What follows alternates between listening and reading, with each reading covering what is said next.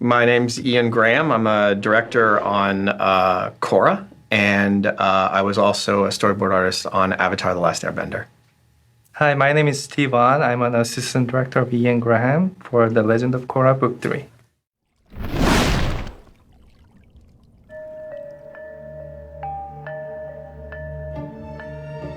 During the Stakeout episode, we spend a lot of time in one little apartment room. There's this tendency for artists, when they have characters in a room like that, just make it bigger so that they can fit everybody. But in order to keep it cramped, you had to be very logistically staged so that it still felt small, that we never got large, and they felt in confined space. But at the same time, we still got all the coverage we wanted to make it interesting and a fun scene to watch. Hey look, a pie show board! Mako, you wanna play? Kinda busy here, bro. I'll play. It is a game that was actually made up in the Avatar world. Right. Looks like we have ourselves a pie showdown.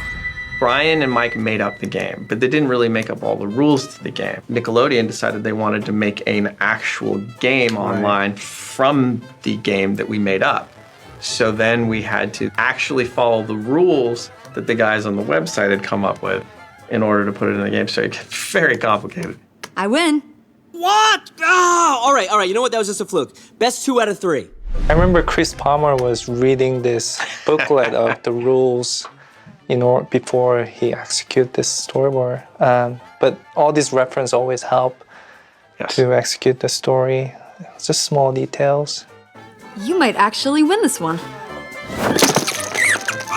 No, Pablo! Why? We spend a lot of the episode stuck in those apartments. And we're supposed to feel a little uncomfortable, like we've been in there a long time, similar to the way the characters have been stuck in there for a long time.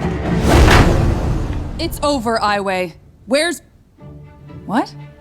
They switch over to the secondary apartment where Korra goes on a chase into the spirit world. Don't move, Zaheer. You're gonna give me some answers. There's no need for aggression. Neither of us has our bending, and I'm not going anywhere. I'll answer whatever questions you have. You deserve that much.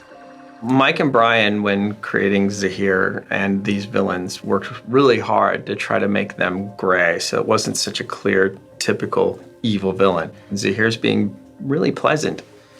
He definitely has ulterior motives that Korra doesn't know about, but she also doesn't trust him. Who are you people, and why do you keep trying to take me? We are part of a secret society dedicated to restoring freedom to the world. We are the Red Lotus. With them both sitting across from each other, it's done very almost like classic Chinese or even Japanese, like where these two strong icons sitting across from each other, and they're having this conversation at a distance because it keeps them safe. Zaheer has the high ground, and we did this visually. Brian's idea originally was to keep him just a little higher than Korra.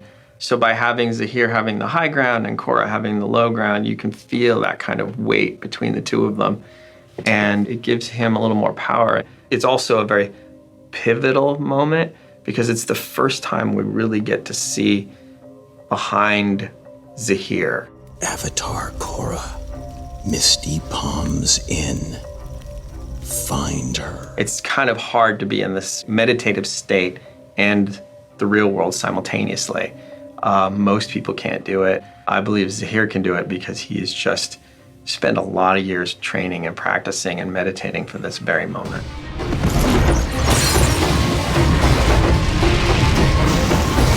For that particular fight sequence that took place in that courtyard, they went through a lot of changes, trying to figure out how that environment was going to work. How were we going to use the pool? Were we going to use the pool? Earth bending versus lava bending.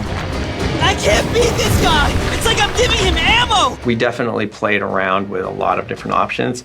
We even went comedic, even more so, I think, in the original ones with Bolin, where his whole body was surrounded in water and he was just swimming there, like acting silly and he, fish out of water, literally, because we work as such a team effort on Korra. You really get a kind of broader fight. It's not so specific to one person's style. You kind of get a feel for different people, but at the same time staying within the realms of the characters or the Avatar world. The overseas studios did a great job, and we were all very happy. And there's that moment of both joy and relief when you see it come back and you're like, oh, there it is. And that's what we were trying to get the whole time. So.